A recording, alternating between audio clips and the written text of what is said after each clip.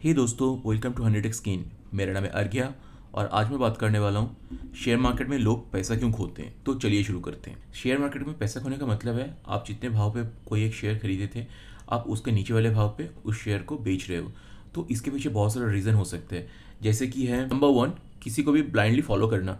मतलब मान लीजिए आप अगर शेयर मार्केट के लिए इंटरेस्टेड है, आपको अगर किसी शेयर में पैसा बनाना है, तो आपका अगर ऑफिस कॉलीग, आपका कोई जानकार, मान लीजिए आपका फ्रेंड्स, फैमिली या फिर कोई बहुत बड़ा रिनाउंड इन्वेस्टर अगर टीवी में आके बोल देते कि लास्ट का 1 साल या फिर 2 साल में वो 70%, 100% या फिर 200% प्रॉफिट कमा चुके हैं कोई एक शेयर से, तो डेफिनेटली आप लोग क्या करते हो, आप सोचते हो कि आगे जाके भी शायद शेयर इतना ही अच्छा परफॉर्म करेगा और आपका पैसा एक अच्छा खासा रिटर्न दे सकता है। बट देखिए दोस्त, ऐसा कभी भी होता नहीं है, क्योंकि अगर कोई शेयर 1 साल या फिर 2 साल में 100 to 200% का रिटर्न दे चुका है, देन डेफिनेटली उसके अंदर थोड़ा बहुत स्लो डाउन आता ही है, क्योंकि कोई भी कंपनी ईयर ऑन ईयर इतना top level of bottom level पे ग्रो नहीं कर सकता इन जनरल टर्म।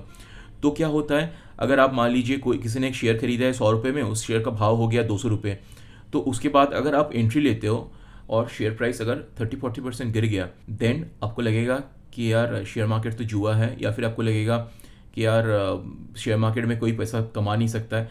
बट देखिए दोस्त, अगर आप ब्लाइंडली किसी को भी फॉलो करेंगे और किसी ने अगर कहीं शेयर से अच्छा पैसा बना लिया है, देन डेफिनेटली वो तो उस शेयर के ऊपर बुलिश होंगे। बट आपको किसी को अगर ब्लाइंडली फॉलो करना है तो आप इसको स्टॉप कीजिए, नहीं तो फिर आपका नुकसान होता ही रहेगा। अभी जो मैं पॉइंट के बारे में बात करने वाला हूँ, ये पॉइंट बहुत क्रूशियल है, क्योंकि 95% लोग यही गलती करते हैं। क्योंकि अगर आप स्टैटिस्टिकली देखेंगे कि नॉर्मली मार्केट से 95% लोग पैसा कभी भी नहीं कमा पाते। इसका जो मेजर रीज़न है ये है कि गेट रिच क्विक स्कीम। मतलब लोग ना मार्केट में आते हैं, सोचते हैं कि आज मुझे मैंने जितना पैसा लगाया है वो 1 महीना या फिर 6 महीने में 2 गुना या फिर 10 गुना चाहिए। देखिए दोस्त, ऐसा कभी भी मार्केट काम नहीं करता है, क्योंकि आपको ये कंपनी में अगर इन्वेस्ट कर रहे हो, देन डेफिनेटली उस कंपनी को आपको टाइम देना चाहिए। क्योंकि अगर आप लॉन्गर टर्म में सोच रहे हो कि आपको 10 टाइम्स या फिर 100 टाइम्स रिटर्न मिलेगा, वो पॉसिबल है, बट इसके लिए आपको टाइम देना चाहिए। क्योंकि कोई भी कंपनी अपना बिजनेस को रातों रात, मतलब मान लीजिए इन द सेंस कि 1 साल 2 साल में कभी भी 10 टाइम्स या फिर 100 टाइम्स नहीं बढ़ा सकता है।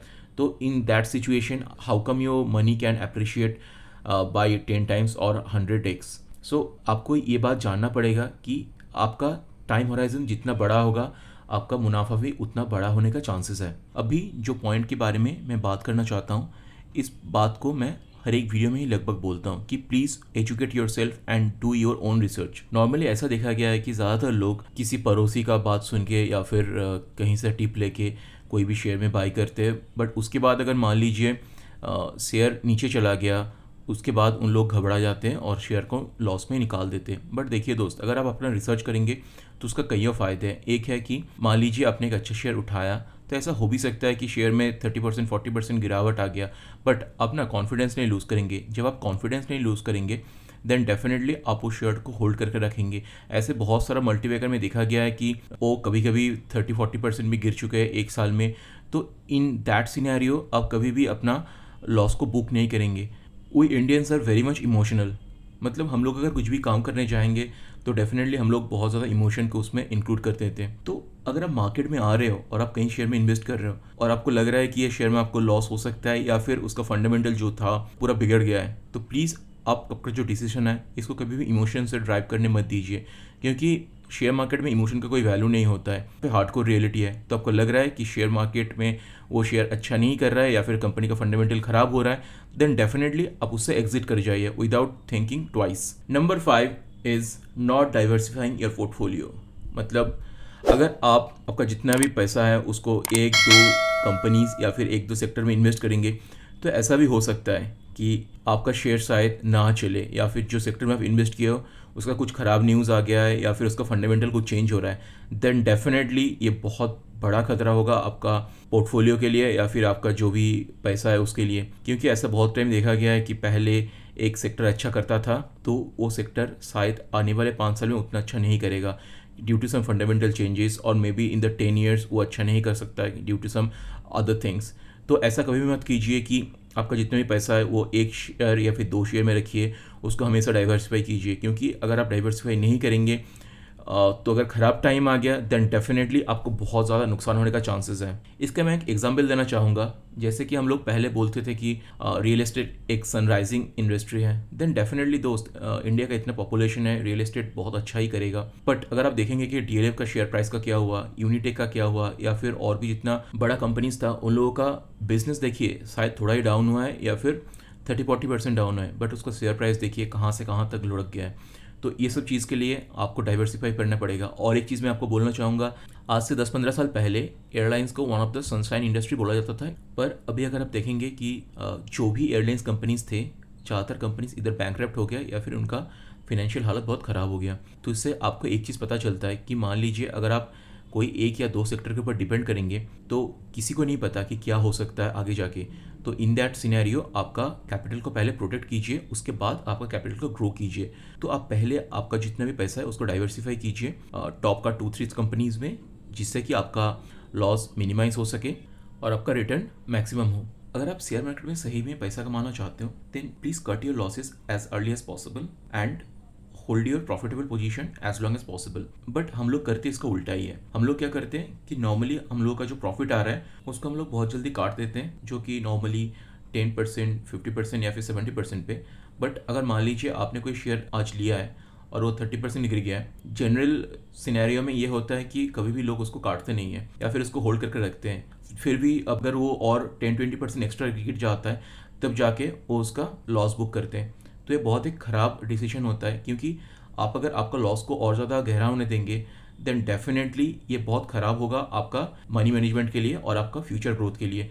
तो आपका जो भी लॉसेस है आप प्लीज़ उसको कैलकुलेट कीजिए, आप प्लीज़ देखिए क्यों लॉस हो रहा है, ये कंपनी में क्या क्या चेंजेस आ गया। तो अगर आपको लगे तो आप तुरंत निकल जाइए। लोग अक्सर मार्केट में लॉस करते क्योंकि उसको इकोनॉमिक या फिर इन्वेस्टमेंट साइकिल के बारे में नहीं पता होता है। इकोनॉमिक और बिजनेस साइकिल दो मोड के अंदर चलता है, एक है एक्सपेंशन मोड, एक है डिक्लाइन मोड। एक्सपेंशन मोड जिसको कि हम लोग बूम साइकिल भी बोलते हैं, इसमें नॉर्मली इकोनॉमिक एक्टिविटी बहुत ज़्यादा होता है, एम्प्लॉयमेंट ज़्यादा होता है और भी इकोनॉमिक फैक्टर इंप्रूव करता है। इससे जो भी कंपनीज बिजनेस अच्छा कर रहा है उनका शेयर में अच्छा खासा एक उछाल आता है। नॉर्मली ये भी देखा गया है अगर कंपनी उतना अच्छा नहीं भी कर रहा है फिर भी due to the boom and the optimism overall market बहुत अच्छे परफॉर्म करता है, और जो भी कंपनीज खराबी परफॉर्म करता है उनका शेयर भी ठीक ठाक से अप्रिशिएट कर जाता है। और दूसरे तरफ इन द डिक्लाइन साइकिल और द डाउन साइकिल में इकोनॉमिक और इन्वेस्टमेंट जो एक्टिविटीज़ है ये रुक जाता है।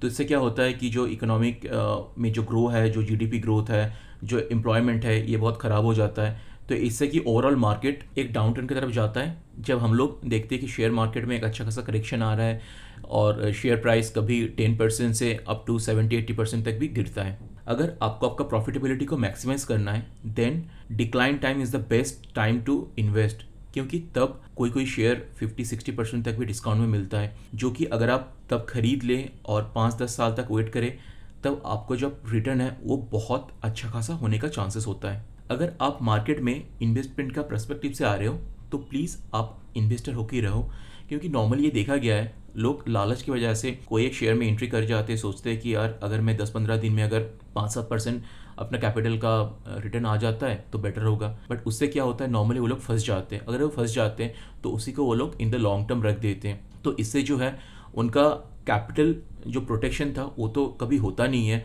बल्कि उनका जो कैपिटल है वो लॉस और ज़्यादा हो जाता है। अगर कभी भी आपको मार्केट में ट्रेड करना है पर कभी भी आप मार्जिन में काम मत कीजिए, क्योंकि अगर आप मार्जिन में काम करेंगे तो इससे आपका बहुत ज़्यादा नुकसान होने का चांसेस है। मान लीजिए आज आपके पास है 1 लाख रुपए, आपको मार्जिन में ब्रोकर शायद 10 लाख का मार्जिन दे देगा, तो आपने 10 लाख का पोजीशन उठा लिया। ऐसा भी हो सकता है कि आपका 10% सडन क्रैश आ गया उस शेयर में, देन आपका एंटायर जो कैपिटल है वो एक ही दिन में वाइप आउट हो जाएगा। तो प्लीज़ मार्जिन में कभी भी मत काम कीजिए। अगर आपको काम करना ही है, आपका जितना भी कैपिटल है उसका एक छोटा सा हिस्से से में काम कीजिए, या फिर आपका जितना कैपिटल है उसमें ही काम कीजिए।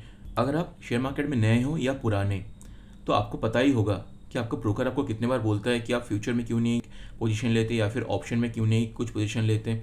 तो देखिए दोस्त, फ्यूचर एंड ऑप्शन एक बहुत अच्छा चीज़ है अगर आपको नॉलेज है, पर इसमें रिस्क बहुत ज़्यादा है। तो अगर आपको पता है देन आप फ्यूचर एंड ऑप्शन में पोजीशन लीजिए या फिर काम कीजिए। पर अगर आप नया है तो इससे बिल्कुल ही दूर रहिए, क्योंकि फ्यूचर एंड ऑप्शन ऐसा हथियार है जिससे कि आपको एक ही दिन में पूरा तबाह कर सकता है। ये था मेरा आज का वीडियो। आपको ये वीडियो कैसा लगा प्लीज़ कमेंट करके बताइए।